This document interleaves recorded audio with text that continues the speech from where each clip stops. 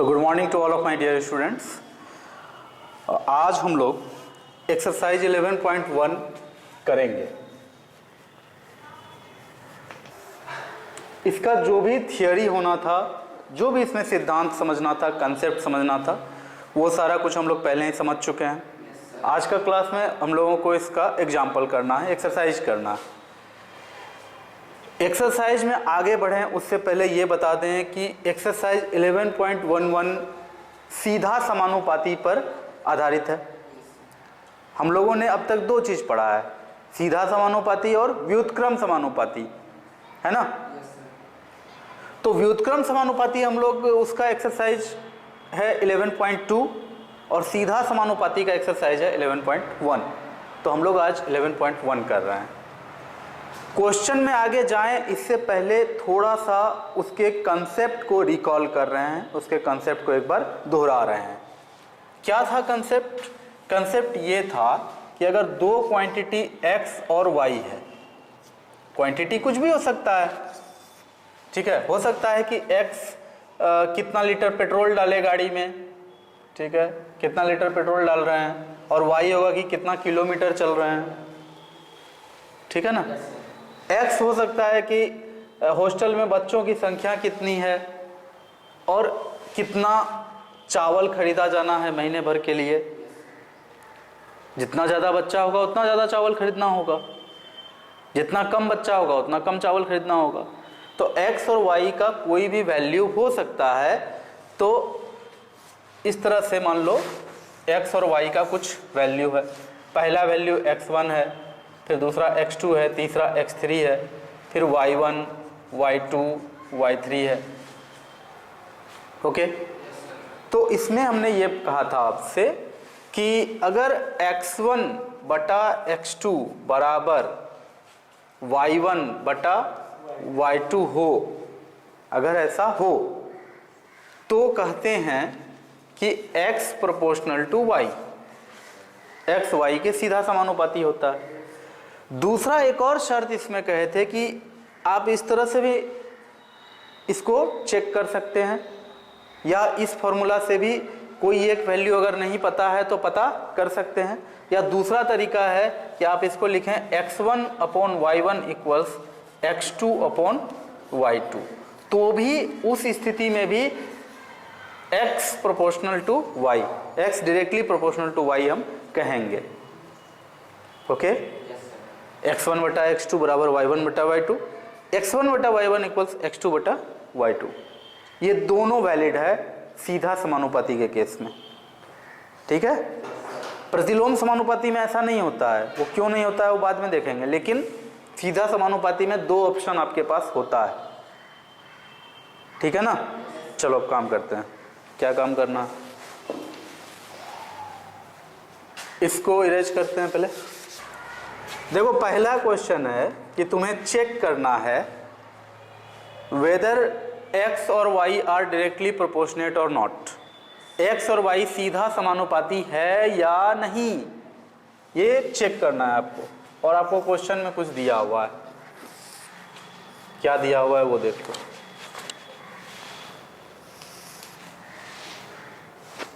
x y value है x का 3, पहला वैल्यू है तो इसको x1 कहेंगे। क्वेश्चन में नहीं दिया हुआ है, हम लोगों का ये काम करने का अपना तरीका है कि पहला वैल्यू है तो उसको क्या कहेंगे, x का पहला वैल्यू। इतना लंबा बात तो नहीं कहेंगे, सीधा कहते हैं x1। ये क्वेश्चन में नहीं दिया होता है, ये अपना हम लोगों का काम करने का तरीका है।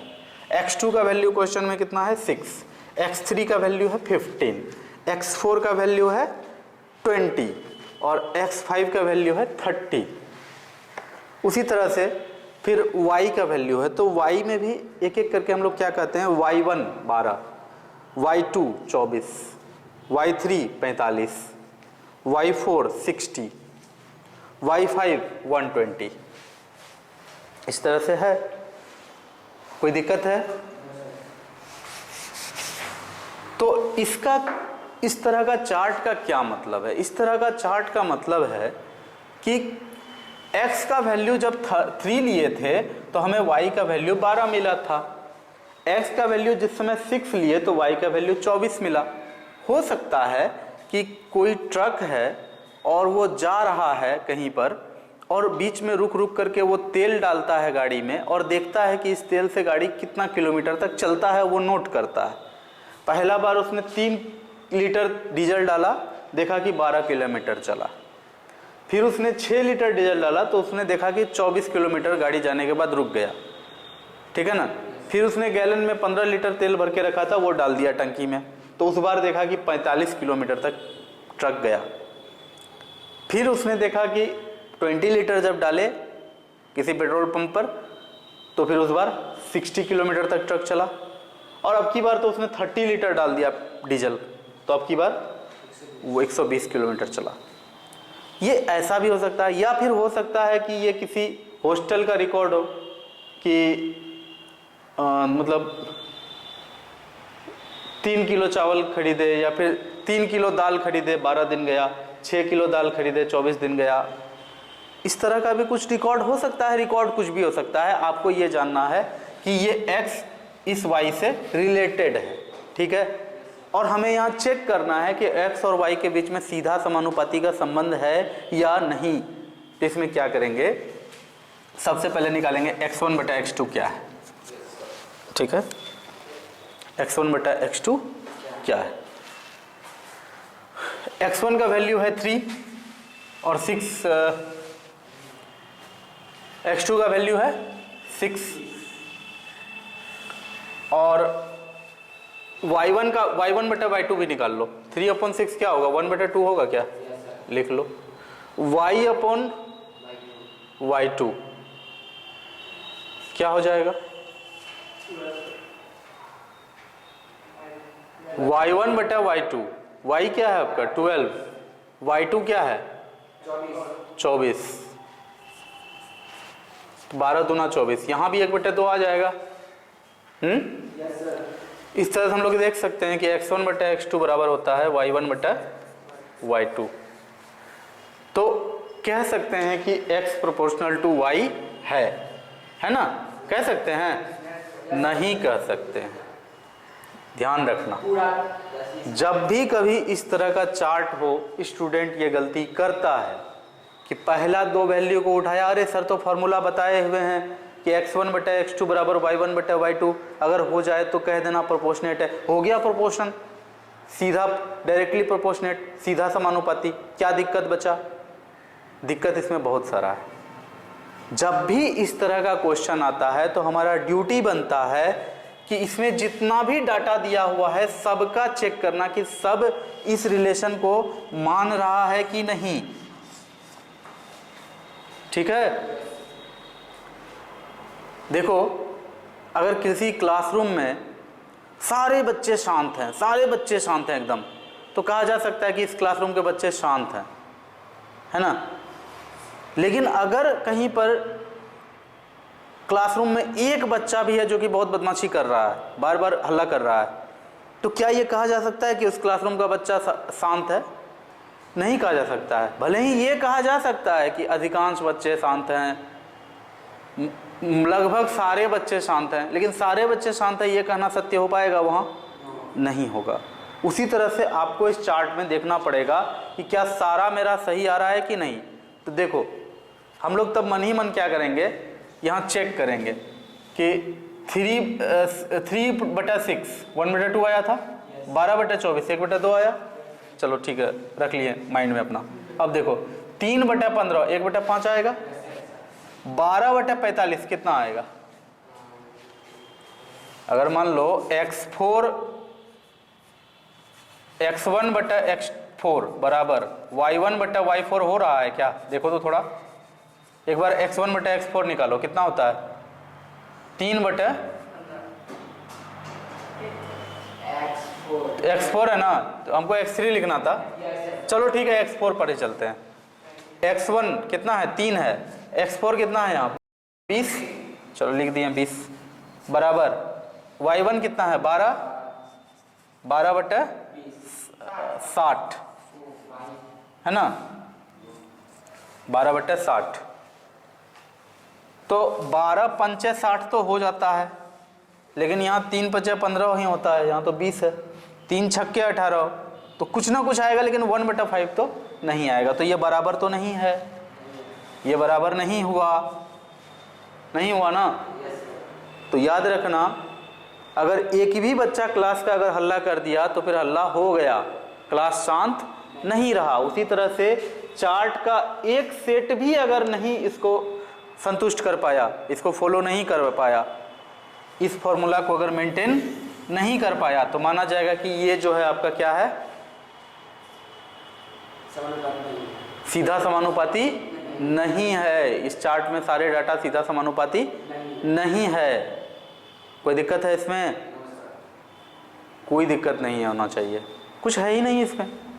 बस आपको यही चेक करना है कि जितना डाटा दिया हुआ है सारा है कि नहीं। आप सिर्फ 2 चेक करके अपना काम नहीं निकाल सकते हैं, आपको आगे जाना पड़ेगा। कोई दिक्कत? ओके। क्वेश्चन नंबर 2 जो है इसमें, वो हम नहीं बनाने जा रहे हैं, वो आप बनाइए। क्वेश्चन नंबर 2, 1 का 2 जो है वो आप बनाएंगे। हम आते हैं क्वेश्चन नंबर 2 पर। कह रहा है टाइपिंग की एक परीक्षा पास करने के लिए कम से कम 30 शब्द प्रति मिनट टाइपिस्ट को आना चाहिए, कि 1 मिनट में 30 शब्द वो टाइप कर दे, इतना उसके हाथों में स्पीड होना चाहिए। तो परीक्षार्थी को पास होने के लिए आधे घंटे में कितना शब्द टाइप करना है? तो देखो, यहां हम कहेंगे कि अर्हता क्या है। अर्हता मतलब होता है क्या?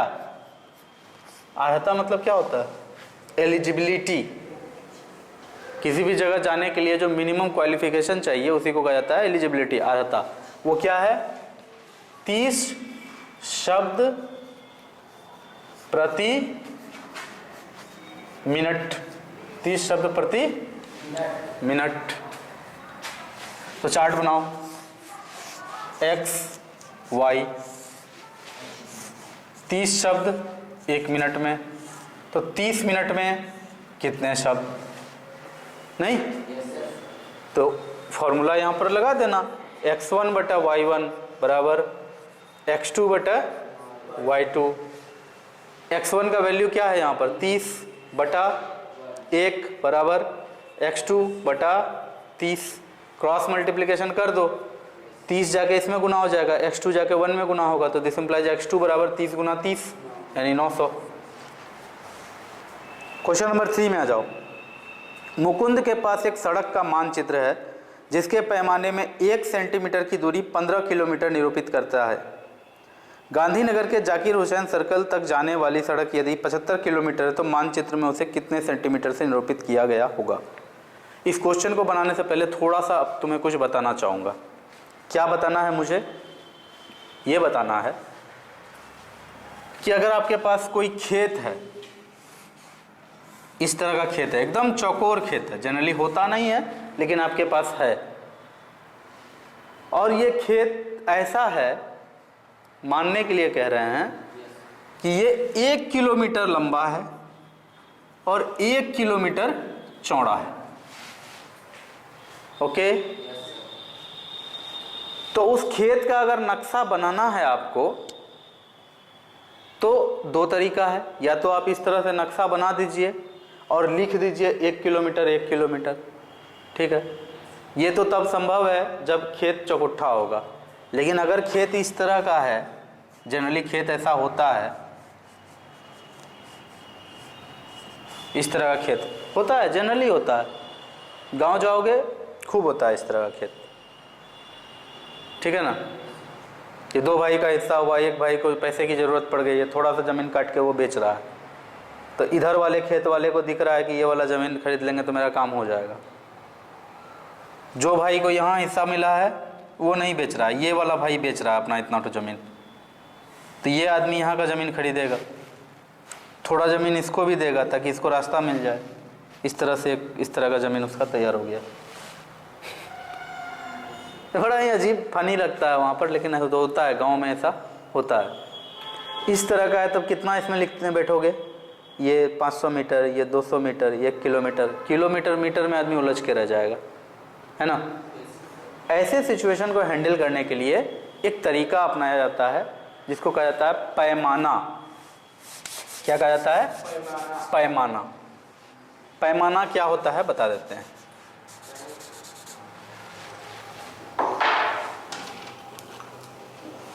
पैमाना क्या होता है बता देते हैं। पैमाना, अक्सर तुम मैप अगर खरीदते होगे तो दो बातें लिखी होती है मैप के कहीं कोना में, मैप नॉट टू स्केल। अक्सर भारत का नक्शा या विश्व का मानचित्र पर यह बात लिखा होता है। क्यों लिखा होता है? क्योंकि विश्व का मानचित्र या भारत का मानचित्र, देखो धरती गोल है, गोल चीज़ पर जो जगह है, जो क्षेत्र है, उसको आप एक फ्लैट सरफेस पे दिखा रहे हैं, कभी भी इक्वल तो होगा नहीं। संभव ही नहीं है कि जैसा एकदम ज़मीन पर है रियल में कागज़ पर वैसा उतर जाए, इसलिए लिख दिया जाता है मैप नॉट टू स्केल। एक बात हुआ। और कहीं कहीं कोई मैप में ऐसा होता है कि वहाँ लिखा रहता है कोना में कि स्केल, पैमाना को इंग्लिश में स्केल कहा जाता है, स्केल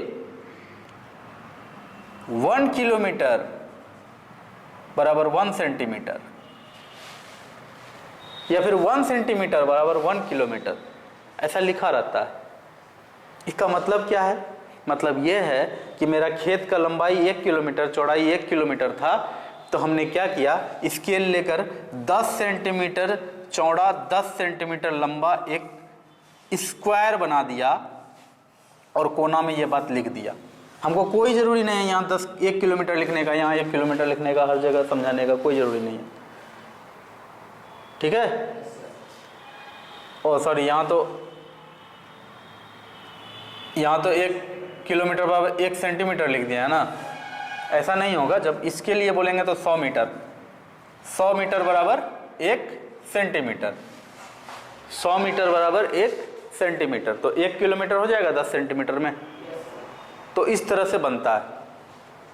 तो कोई मैप होता है उसमें ढेर सारा लाइन चलता है, सारा लाइन के बगल में तो नहीं लिखा जाएगा कि वो लाइन कितना लंबा है, तो बस ड्रॉ कर दिया जाता है।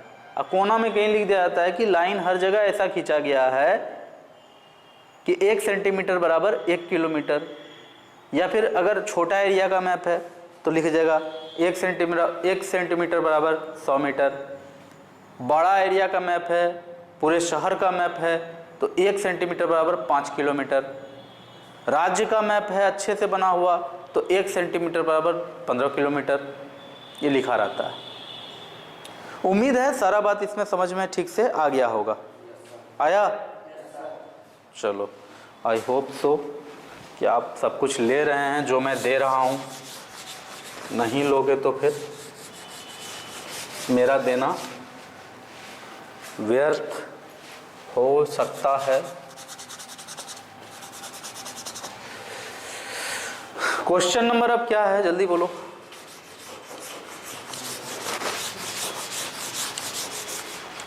Next question. हाँ, वही मुकुंद के पास अभी मानचित्र वाला हुआ कहाँ है? एक सड़क का मानचित्र है जिसमें 1 सेंटीमीटर की दूरी 15 किलोमीटर निरूपित है। 1 सेंटीमीटर 15 किलोमीटर, ठीक है। तो फिर क्वेश्चन में ही पूछा है कि 75 किलोमीटर सड़क के लिए कितना सेंटीमीटर का लाइन होगा। 75 किलोमीटर के लिए कितना सेंटीमीटर का लाइन होगा। अब देखो ये x1 ठीक है, इस पे बन जाएगा, कोई खास बात नहीं है। यहाँ x2 का वैल्यू आपको निकालना है, तो वही फॉर्मूला है आपका x1 बटा y1 बराबर x2 बटा y2। x1 का मान 1 रख देना, y1 का मान 15 रख देना, ठीक है। 15 किलोमीटर है तो 15 रख देना। x2 का मान निकालना है, y2 का मान 75 रख देना, क्वेश्चन का आंसर आ जाएगा। कोई हाँ, इसका 15 किलोमीटर, इसका 15 सेंटीमीटर या किलोमीटर? 75 किलोमीटर है, ये सेंटीमीटर नहीं है। सड़क की लंबाई है तो 75 सेंटीमीटर में तो नहीं होगा ना। हो सकता है गलती से हमने सेंटीमीटर कह दिया हो, लेकिन 75 किलोमीटर है, ठीक है। नेक्स्ट क्वेश्चन देखो, शायद मानचित्र के ही आधार पर है एक। नेक्स्ट क्वेश्चन क्या है? अच्छा, मानचित्र के आधार पर नहीं है। नेक्स्ट क्वेश्चन है 25 मीटर कपड़े का मूल्य 337.5 रुपये हो, तो उसी प्रकार के 60 मीटर कपड़े का मूल्य क्या होगा। देखो इसमें कुछ दिमाग नहीं लगाना है, 25 यहाँ लिखोगे तो यहाँ लिखोगे 337.5, तो फिर यहाँ पर 60 लिखोगे, यहाँ लिखोगे y2 का वैल्यू निकालो इस फॉर्मूला से, कुछ नहीं करना है। 5 नंबर में है मकान के मॉडल में उसकी ऊंचाई 5 सेंटीमीटर। तो देखो क्वेश्चन नंबर 5, क्वेश्चन नंबर 3 दोनों सेम है। क्वेश्चन नंबर 3 में मैप के बारे में बताए, क्वेश्चन नंबर 5 में तुम्हें बताता हूँ एक बात कि जब भी कभी कहीं कोई मॉल बनता है, कोई बड़ा घर बनता है, पुल बनता है, तो जो भी रियल होता है सिचुएशन, उसके आधार पर एक मॉडल तैयार किया जाता है, प्लास्टिक का या फिर ओरिजिनल छोटा छोटा ईंट का, एकदम इतनी ईंटों का ईंट बनाया जाता है, ठीक है, छड़ बनाया जाता है उसी रेशियो में मसाला बना करके। पहले छोटा सा कोई घर तैयार किया जाता है, छोटा सा एक मॉल तैयार किया जाता है, और देखा जाता है कि उसमें पिलर ठीक से लोड ले रहा है कि नहीं, बीम ठीक से लोड ले रहा है कि नहीं। इंजीनियर पहले छोटा सा एक टेबल के इतना बड़ा सा मॉल जो बनेगा बहुत बड़े एरिया में, उसका एक छोटा सा नमूना बना करके बनाने वाले को देता है कि हम आपको ऐसे बना के देंगे, ये बनाने में 25,000 रुपया खर्च हुआ, ठीक है, बन गया है, आप देखिए कितना मजबूत है, उस पर वज़न डाल डाल के देखिए कितना गुना वज़न ये संभाल सकता है, भूकंप में इसका क्या हाल होगा, सारा चीज़ टेस्ट कर लीजिए। अच्छा लगता है तो फिर आगे बना देंगे आपको बड़ा सा, उसमें खर्च होगा 2500 करोड़ रुपया। मतलब कहने का कि एक एग्जांपल बोल रहे हैं, कुछ भी होगा, बड़ा बड़ा लोग तो बहुत पैसा खर्च करता है ना, हम लोग के लिमिट से बाहर तो कुछ भी बोलते हैं हम लोग हम लोग के लिए बोलेगा 250 करोड़ में कितना काम होगा, 2500 करोड़ में कितना काम होगा, हम लोग के लिए सब बराबर है ठीक है, हम लोग के लिए ज़्यादा अंतर नहीं है। हम लोग के लिए तो लगेगा कि ये पुल 250 करोड़ में बना होगा, क्योंकि हम लोग के लिमिट से बाहर है, स्केल में ही नहीं है हम लोग का, इसलिए बोल रहे हैं कुछ। कहने का मतलब ये है कि छोटा सा नमूना पहले बनाया जाता है और उसमें सारा रेशियो सेम लिया जाता है। जैसे नक्शा में 1 किलोमीटर के लिए 10 सेंटीमीटर लिया गया है, तो उसमें भी 100 फीट के लिए 10 सेंटीमीटर ले लेता है।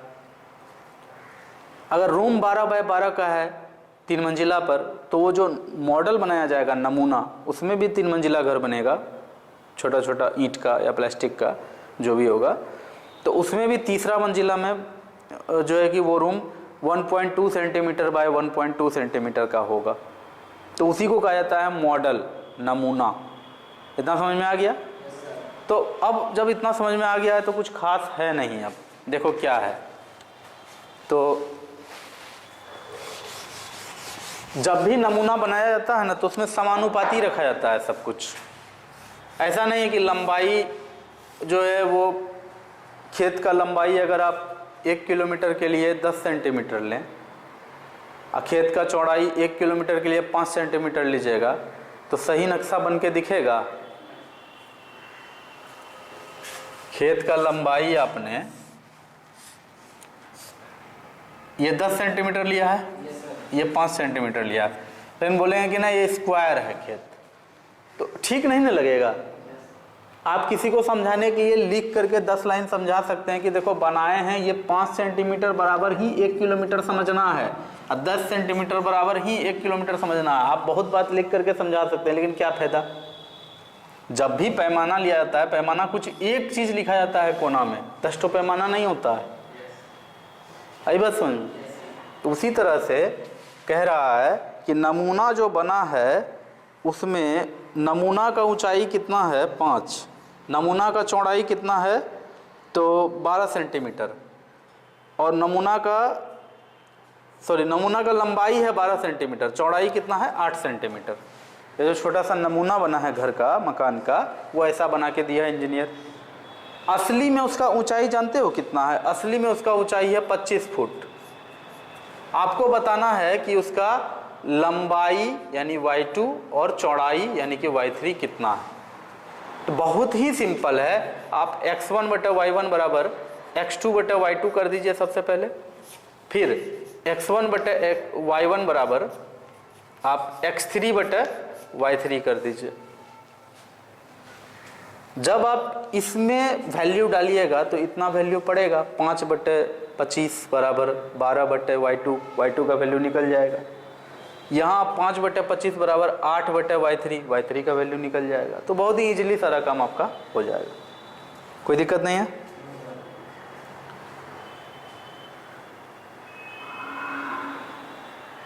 अब जो नेक्स्ट क्वेश्चन है 6 नंबर क्वेश्चन, मान लीजिए 2 किलोग्राम दाल में 7 × 10⁵ क्रिस्टल है। क्रिस्टल क्या कहता है, किसको कहता है?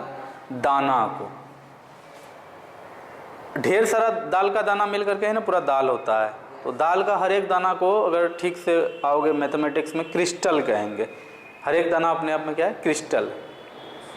तो 1 किलो दाल में कोई बैठ करके गिनती किया, सॉरी 2 किलो दाल में, 2 किलोग्राम दाल में कोई बैठ के गिनती किया एक एक करके दाना को, तो निकला 7 × 10⁵ क्रिस्टल। तो यहाँ लिखना 2, यहाँ लिखना 7 × 10⁵। अब क्वेश्चन तुमसे कह रहा है कि 8 किलोग्राम में कितना क्रिस्टल, तो यहाँ 8 लिखना, इसी फॉर्मूला पर निकाल देना। देखो नहीं होगा तो नेक्स्ट क्लास में हम हैं, लेकिन आप अपने से कीजिए। 7 number question 3 number question same है। 8 नंबर क्वेश्चन, यदि एक स्कूटर 3 लीटर पेट्रोल में 96 किलोमीटर चलता है तो 320 किलोमीटर चलने के लिए इसे कितने पेट्रोल की आवश्यकता होगी? उसको भी इसी चार्ट पे डालेंगे कि 3 लीटर 96, 320 x2 का मान निकालेंगे इस फॉर्मूला पर। तो ये चैप्टर बहुत ही इजी था और इसी तरह से ये चैप्टर यहाँ पर इस बुक से ख़त्म हो गया। अगर आपको मन है नए और भी पब्लिकेशन का बुक बनाएंगे, एकदम वेलकम, बनाइए, ज़रूरी है बनाना, बनाइए, आपका हम चेक करेंगे, अगर कहीं दिक्कत होगा तो उसको दूर करेंगे। इसी तरह से 11.1 यहाँ ख़त्म होता है, 11.2 इसके बाद होगा। Thank you so much, class over.